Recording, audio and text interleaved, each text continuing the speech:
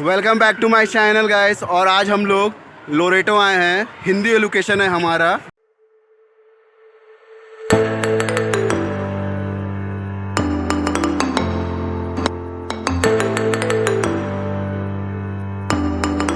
हमारे 4 पार्टिसिपेंट हैं जो आज हिंदी एजुकेशन में पार्टिसिपेट कर रहे हैं और यही आज हमारे स्कूल का प्रतिनिधित्व भी कर रहे हैं।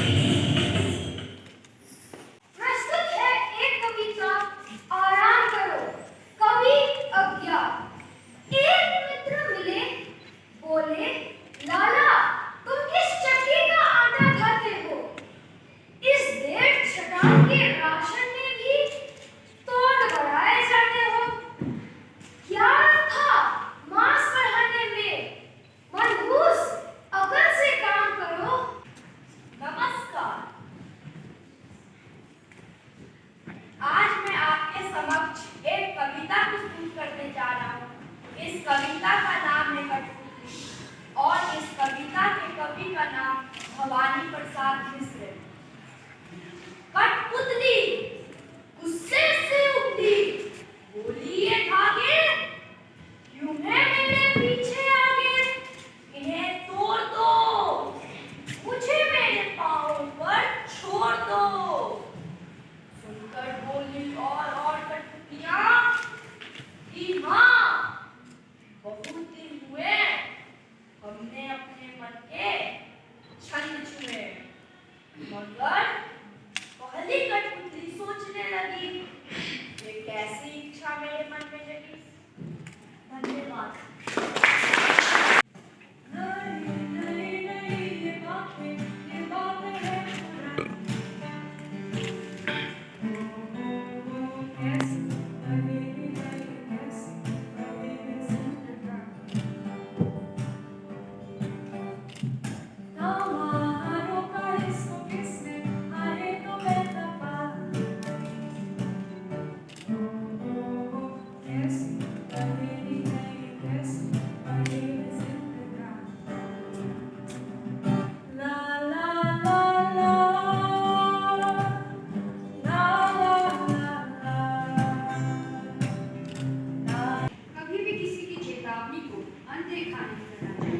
अन्यथा हमें बाद में पछताना पड़ेगा। यही चेतावनी देने आ रहे हैं सेंट जोसेफ से प्रणव कुमार।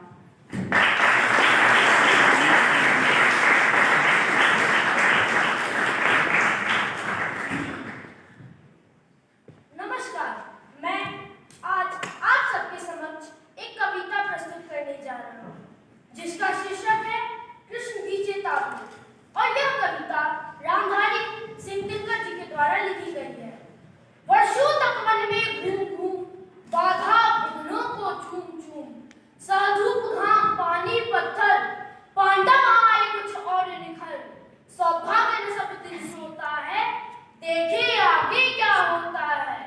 मैत्री की राह बताने को, सबको सुमार्ग पर लाने को, दुर्योधन को समझाने को, भीषण विध्वंस बचाने को, भगवान हस्तिनापुर आए, पांडवों का संदेशा लाए।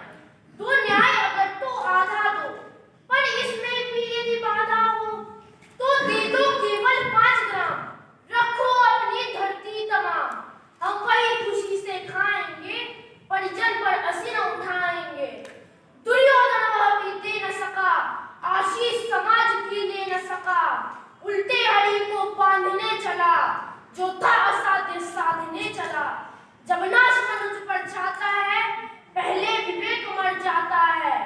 हरि ने भीषण हुंकार किया, अपना स्वरूप विस्तार किया। डगमग डगमग दिग्गज डोले, भगवान कुपित होकर बोले, जंजीर बढ़ाकर साध मुझे, हाँ हाँ दुर्योधन बांध मुझे। यह देख गगन मुझ में लय है, यह देख पवन मुझ में लय है। मुझ में विलीन झंकार सकल, मुझ में लय है संसार सकल। अमृत फूलता है मुझ में, संहार झूलता है मुझ में। बांधने मुझे तो आया है, जंजीर बड़ी क्या लाया है। यदि मुझे बांधना चाहे मन, तो पहले बांधिए अनंत गगन। सूने को साध न सकता है, वह मुझे बांध कब सकता है। हित वचन नहीं तूने माना, मैत्री का मूल्य न पहचाना। तो ले मैं भी जाता हूँ, अंतिम संकल्प सुनाता हूँ। याचना नहीं अग्रण होगा, जीवन जया की मरण होगा। टकराएंगे नक्षत्र निकट, बरसेगी ऊपर बने प्रखर। फणशेष नाग का टोलेगा, विकराल काल मुंह खोलेगा। दुर्योधन रण ऐसा होगा, फिर कभी नहीं जैसा होगा। भाई पर भाई टूटेंगे, विषबाण बूंद से छूटेंगे। वाया श्रृंगार सुख लूटेंगे, सौभाग्य मनुष्य के फूटेंगे। आखिर तू भूषा ही होगा, हिंसा का पर दाई होगा। धन्यवाद।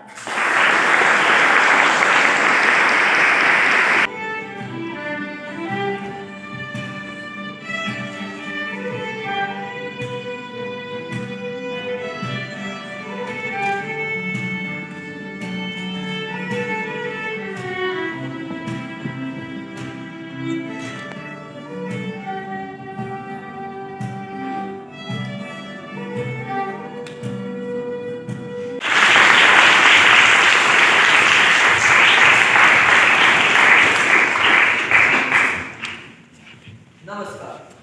आज मैं आप सभी के समक्ष एक कहानी प्रस्तुत करने जा रहा हूँ, जिसका शीर्षक है काकी। इस कहानी के लेखक सियाराम शरण गुप्त जी हैं।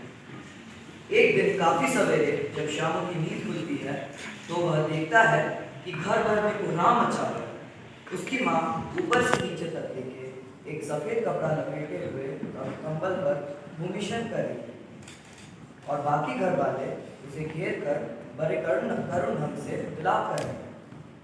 जब माँ को शमशान ले जाने का वक्त आता है, तो शामू काफी उपद्रव मचाता है और कहता है, काफी सो रही हैं, उन्हें ऐसे उठाकर कहाँ ले जाए, मैं न जाने दूंगा। काफी मुसीबत से शामू को वहाँ से हटाया जाता है, और घर के बाकी बड़े बुजुर्ग उसे समझाते हैं कि काकी मामा के यहाँ। परंतु आसपास के बाकी अबोध बच्चे उसे कह देते हैं कि काकी मामा के यहाँ नहीं, बल्कि ऊपर राम के यहाँ चली गई है। यह सुनकर श्यामू काफी उदास हो पड़ता है और कई दिनों तक फूट फूट के रोता है। एक दिन वह घर के बाहर आसमान में एक पतंग देखता है। न जाने उसके मन में क्या आता है, उसका दिल काफी खिल उठता है और वह विश्वेश्वर के पास जाके कहता है, काका मेरे लिए एक पतंग मंगा दो। विश्वेश्वर अपनी पत्नी का मौत मनाते हुए कहता है, ठीक है मंगा दूंगा, और शोक मनाने कहीं और चला जाता है। श्यामू काफी उत्तेजित हो पड़ता है और विश्वेश्वर के कोर्ट से वह चवन्नी लेके वहां से भाग जाता है। सुखिया दासी का बेटा भोला श्यामू का समावर्ती उसका मित्र है। श्यामू भोला के पास जाता है और कहता है, भोला मेरे लिए एक पतंग और एक डोर मंगा दो और याद रहे किसी को ना पता चले। यह कहते हुए वह पतंग और डोर लाने चला जाता है। पतंग और डोर आते प्रातः वह एक अंधेरे कमरे में जाके पतंग के साथ डोर बांधना आरंभ कर देते हैं। और इसी बीच श्यामू भोला से एक प्रश्न पूछता है, भोला अगर तुम किसी से न कहो तो मैं तुमसे एक बात कहूँ? भोला इसका उत्तर देते हुए कहता है, हाँ श्यामू किसी से न कहूँगा, बताओ। श्यामू कहता है कि भोला मैं पतंग के साथ डोर बांधकर इसे ऊपर राम के यहाँ भेजना चाहता हूँ, जिसके सहारे मैं काकी को ऊपर से नीचे ले आऊँगा। भोला श्यामू से काफ़ी ज़्यादा समझदार होता है और कहता है कि परंतु श्यामू अगर नीचे आते वक्त डोर कट जाए तो। यह सुनकर श्यामू काफ़ी नाराज हो जाता है और पिछले दिन की तरह वह वापस से विश्वेश्वर के कोट से 1 रुपया लेके वापस से भोला के पास आता है और कहता है, भोला मेरे लिए इस बार 2 डोर ले आओ। जब भोला डोर लाने जाता है, इसी बीच श्यामू जवाहर भैया के यहाँ से एक कागज पर काकी का नाम लिखवा के लाता है। 2 घंटे प्रातः जब डोर और पतंग आती है, वह एक अंधेरे कोठरी में जाके पतंग के साथ डोर बांधना आरंभ कर देते हैं। इसी बीच वहाँ पे विश्वेश्वर प्रवेश करता है और कहता है, मेरे कोट से पैसे किसने चुराए? भोला काफी डर जाता है और कहता है कि काका पैसे तो श्यामू ने चुराए थे। विश्वेश्वर गुस्सा होकर श्यामू को 2-4 तमाचे लगाता है और पतंग को फाड़ देता है। फिर उसकी नजरें डोर पर जाती है। वह वापस से पूछता है, यह डोर किसने मंगाया? भोला फिर से डर के कहता है, यह डोर भी श्यामू ने मंगाया था। कहता था ये पतंग के साथ बांधकर ऊपर राम के यहाँ भेजेगा, जिसके सहारे काकी को ऊपर से नीचे ले आएगा। यह सुनकर विश्वेश्वर दंग रह जाता है और फटे हुए पतंग को जब वह उठाकर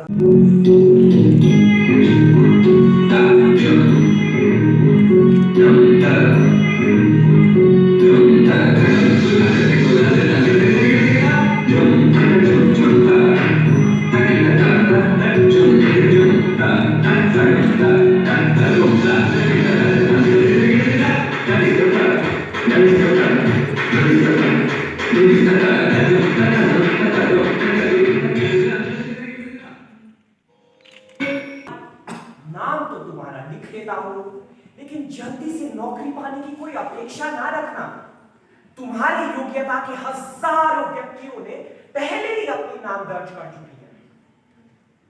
घर पहुंचा तो छोटे से मकान में सामान की ठूसर ठास और बच्चों की भीड़ देखकर मेरा दम घुटने लगता है। मैंने श्यामला बाबू से पूछा, क्या तुम्हारे पास यही तो कमरे हैं? उन्होंने कहा, क्या करूं मित्र, 2 वर्ष पहले इस शहर में आया था, तभी से मकान की तलाश में भटक रहा हूं। निराश होकर जब थक गया तो साल भर बाद सिर छुपाने के लिए गली के अंदर मकान के नाम पर यह छत मिली। शहर पहले की तुलना में कई गुना फैल चुकी है और कई नई कॉलोनी भी बन चुके हैं। फिर भी मेरे तरह कई व्यक्तियों मकान की तलाश में घूम रहे हैं। ये सब हमारे देश में बढ़ती हुई आबादी का दुष्परिणाम है। मकान और खाद्यान्न घट रहे हैं और जनसंख्या बढ़ रही है। तभी उनकी पत्नी जलपान लेके आए। उनके पीछे उनकी 3 छोटी लड़कियां और पल्ला पकड़े 2 छोटे लड़के आए। मैं उनकी दुर्बल काया और पीले चेहरे को देखकर स्तब्ध रह गया। मैंने उनसे पूछा, कब से अस्वस्थ है? डॉक्टर को दिखाकर इलाज क्यों नहीं करा लेती? उन्होंने फीकी मुस्कुरा दी। कहने लगे, भाई साहब, इतने बड़े परिवार में हर रोज कोई ना कोई बीमार तो होता ही है। मैं अस्पताल गई थी, पर आजकल रोगियों और उनके संबंधी डॉक्टरों को मधुमक्खी के छत्ते की तरह घेरे रहते हैं। मुझे तो ऐसा लगता है कि पूरा शहर ही अस्पताल में उमड़ आया हो। भला ऐसा क्यों होता है। अब देखिए ना भाई साहब, मेरी खुद की हालत ढीली रहती है। सोचा था कि शादी के कपड़े सीने को दे दूं, बड़े बेटे को दर्जी के पास भेजा, पर वो जिस भी दुकान में गया, हर दर्जी ने पहले से सीने वाले आए हुए कपड़े का ढेर दिखाकर अपनी मजबूरी जाहिर कर दी। पहले मेहमानों का स्वागत करते थे, अब तो उन्हें ही चिरौरी सी करनी पड़ती है, फिर भी काम समय पर नहीं होता। दुकानों की संख्या पहले से कई ज्यादा बढ़ चुकी है, फिर भी यह बढ़ते हुए भीड़ के कम बढ़ रही है। तभी दूसरे बेटे सुमन का हारा, थका और झुंझलाया हुआ स्वर सुनाई दिया। मां, जल्दी से एक कप चाय बना दो। आज पूरा दिन राशन की दुकान में लग गया। लाइन इतनी लंबी थी कि खत्म होने का नाम ही नहीं ले रही थी, फिर भी पूरा सामान नहीं आ पाया।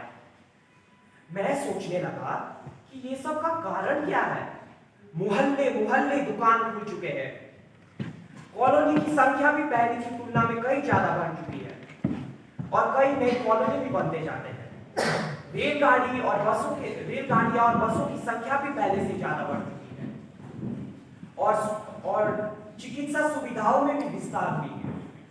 फिर भी हमारी आवश्यकताएं पूरी नहीं हो पा रही। आखिर ये सब का कारण क्या है? जहां देखो भीड़ ही भीड़। क्या मनुष्य स्वयं इसके लिए उत्तरदायी नहीं?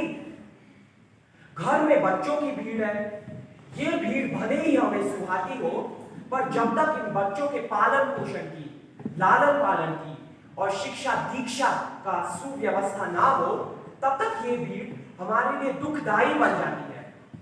अस्पताल में भी भीड़ है। क्या कोई स्वेच्छा से बीमार होना चाहता है? नहीं। बीमारी कुपोषण, सीमित गंदे और संकीर्ण मकान के दूषित वातावरण के कारण फैलती है। अगर सीमित परिवार, स्वस्थ जलवायु और खाने के लिए भरपूर भोजन हो, तो हम सब बीमारी से बच सकते हैं। रेलगाड़ियां और बस में भी बढ़ती हुई जनसंख्या का कारण, भीड़ का कारण बढ़ती हुई जनसंख्या है। इससे देश के अनुशासन पर प्रभाव पड़ता है। सड़कों पर घटनाएं भी घटती है और नियमों और व्यवस्था पर दुष्प्रभाव पड़ता है। जिस कार्य के लिए आदमी दफ्तर, अस्पताल, स्टेशन आदि जाता है और अपना समय, शक्ति और धन व्यय करता है, वह काम ही पूरा नहीं हो पाता। भीड़ में कोई आदमी ये तो समझ ही जाता होगा कि ये सब बढ़ती हुई जनसंख्या का कारण है। मुझे मेरे मित्र बाबू श्यामलाकांत को ये रहस्य के बारे में बताने की कोई जरूरत नहीं, क्योंकि वे स्वयं इस विपदा को झेल रहे हैं। ऐसा लगता है कि अगर समय रहते हुए हमारा देश नहीं चेता और श्यामला बाबू की तरह अपना परिवार बढ़ाता गया, तो वह दिन दूर नहीं जब हम सब स्वयं इस भीड़ में और इससे उत्पन्न समस्याओं में पूरी तरह हो जाएंगे।